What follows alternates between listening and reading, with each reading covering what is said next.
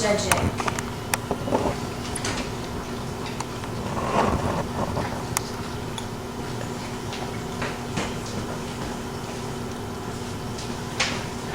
Alright, we're going to be talking about same-sex marriages.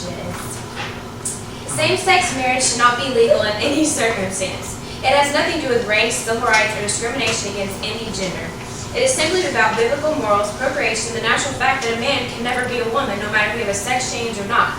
It's just a natural thing. There can be a whole list of reasons that same-sex marriages should not be allowed, but the ones that people should actually sit down and analyze are, it's not marriage. Marriage was simply a covenant God created between a man and a woman. It expands the sexual revolution. If we allow that to be okay, well, I guess polygamy and incest are okay as well. It turns a moral wrong into a civil right. It's not about civil rights. And no, we're not obstructing any form of right. It's simply based on your values.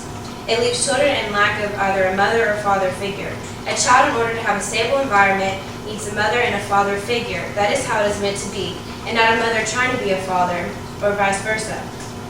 It imposes immorality on society, meaning the citizens of America are living in a world okay with this awful value people seek after. The institution of marriage has traditionally been defined a man and a woman, Jeffrey.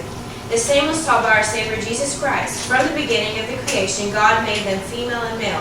For this cause a man shall leave his father and mother and shall cleave to his wife. Mark 10:6-7.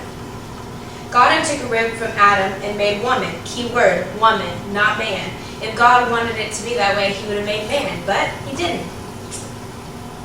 In no circumstances is it possible for two women to have a kid together, or two men. It's just not natural. This is in the Bible. It has always been, so why now do we choose to overlook that fact? The Bible is our foundation for values and has been throughout the ages.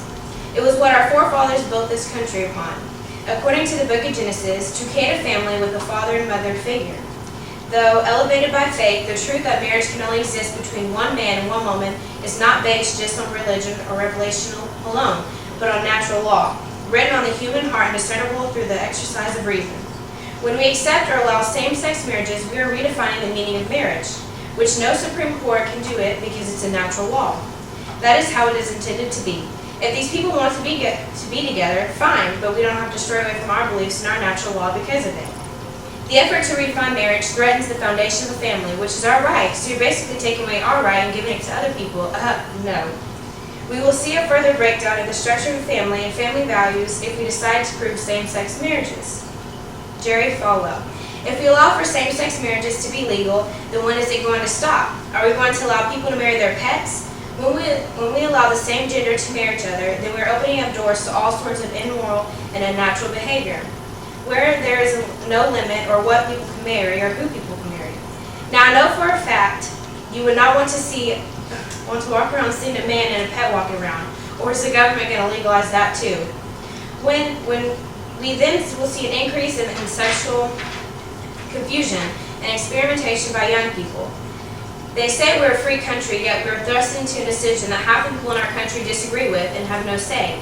If I can remember, the power is in the hands of the people. Therefore, it is up to us who can say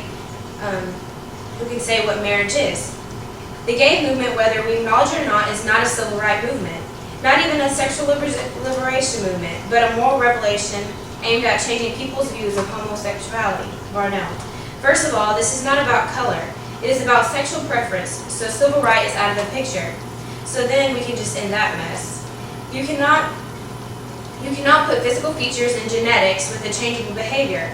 People are trying to make us see behavior as something that is an act of inequality, yet it's never a part of civil right or being equal.